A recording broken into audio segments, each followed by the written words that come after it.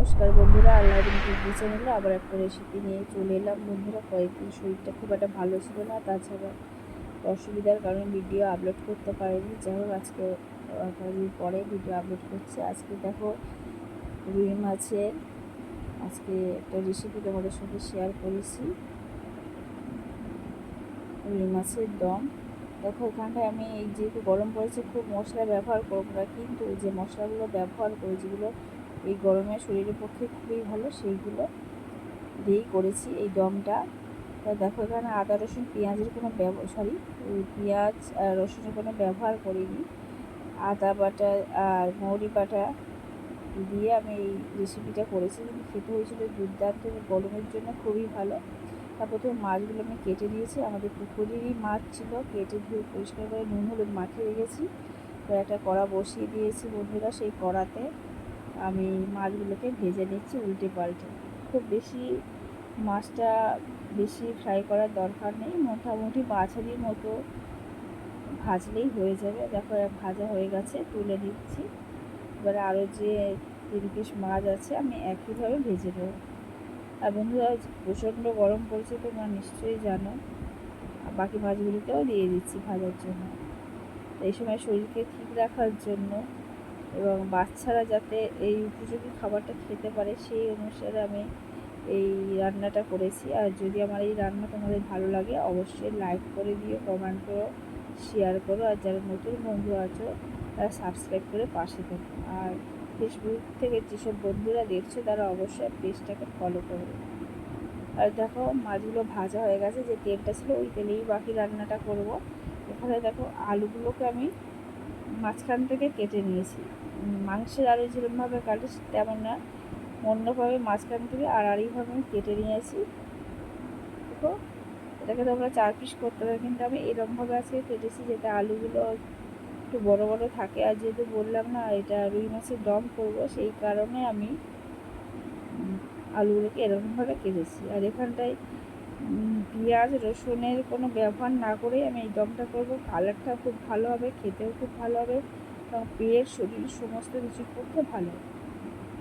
তা দেখো, আমি আলুটাকে ভালো করে ভেজে দিচ্ছি, একটু লাল লাল করে ভেজে নিতে হবে। আলুটা একটু ভালো করেই ভাজতে হবে বন্ধুরা, যেহেতু দম করবো। আর গলাটা খুব ধরে গেছিলো, খুব বেশি কথাও বলতে পারছিলাম না, যার জন্য ভিডিও করতেও পারিনি, সবাই আপলোড করতে পারিনি। দেখো, আলুটাকে আমি লাল লাল করে ভেজে নিয়েছি, নিয়ে এবার আমি তুলে নিচ্ছি। এখানে আলু ভাজাটাকে অবশ্যই দেখো একটু ভালো করে ভেজে নিতে হবে। এইভাবে সমস্ত আমি আলুগুলোকে ভেজে তুলে নিলাম। তুলে নেওয়ার পরে যে তেলটা থাকবে, সেই তেলেই আমি বাকি রান্নাটা করব। সেই তেলে প্রথমে আমি কী করবো, একটা তেজপাতা আমি ফোড়ন দিয়ে দিচ্ছি। দেওয়ার পরে সামান্য গোটা জিরে আমি দিয়ে দিলাম। দিয়ে একটু খুন্তি দিয়ে জাস্ট নেড়ে চেড়ে নেবো। নিয়ে আমি আদা আর কাঁচা লঙ্কা পেস্ট করে রেখেছিলাম, সামান্য জল দিয়ে সেটাকে আমি দিয়ে দিচ্ছি।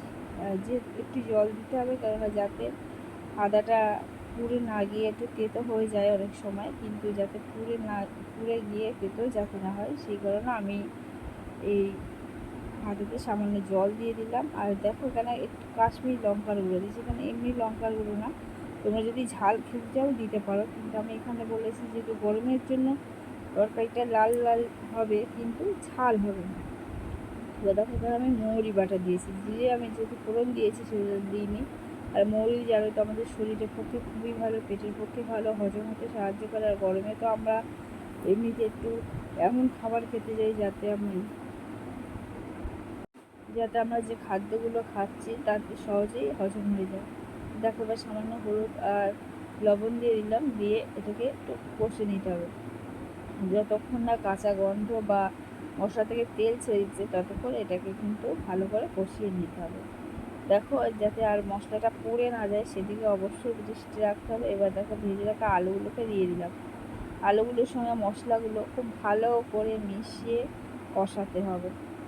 আর এখানে লঙ্কার যে ব্যবহারটা তোমাদের বলছিলাম, সেটা তোমাদের স্বাদ অনুযায়ী কাঁচা লঙ্কাও ব্যবহার করতে পারো, অসুবিধা নেই। কিন্তু আমি কাঁচা লঙ্কা বেটে যেহেতু আদার মধ্যে দিয়েছি 3টে, সেই জন্য আমি এক্সট্রা লঙ্কা দিইনি। দেখতেই পাচ্ছ কষানোটা হয়ে গেছে। এবার আমি জল দিয়ে দিচ্ছি। জলটা যেহেতু দম করবো, খুব বেশি জল দেওয়ার দরকার নেই, কিন্তু আলুটা যেহেতু বড় বড় আছে সেই কারণে আমি জল দিয়ে দিলাম, যাতে আলুটা ডুবে থাকে এবং সিদ্ধটা হয়ে যায়। এরকমভাবে 5 মিনিট আমি ফোটাবো। এবার লো টু মিডিয়াম আছে ফোটাবো, যাতে আলুটা সিদ্ধ হয়ে যায়। দেখো এখানে মোটামুটি সিদ্ধ হয়ে গেছে 80%।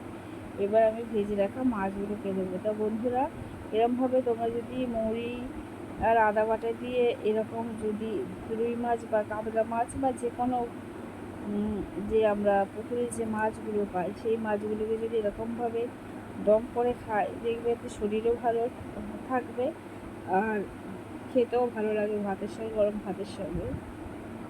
গলাটা খুব ডিস্টার্ব হচ্ছে বন্ধুরা, যাই হোক। দেখো মাছগুলোকে দিয়ে দিলাম, দিয়ে আরও মিনিট 3-4 আমি এটা ফোটাবো, যাতে মাছের মধ্যে সমস্ত মশলার গুণগুলো চলে যায়। দেখো আলুটা সিদ্ধ হয়ে গেছে, এবার আমি নামিয়ে নেব। আর ওপর থেকে সামান্য গরম মশলা দিয়ে দিলাম। আজকের রেসিপি বন্ধুরা দেখো হয়ে গেছে, নামিয়ে নিয়েছি।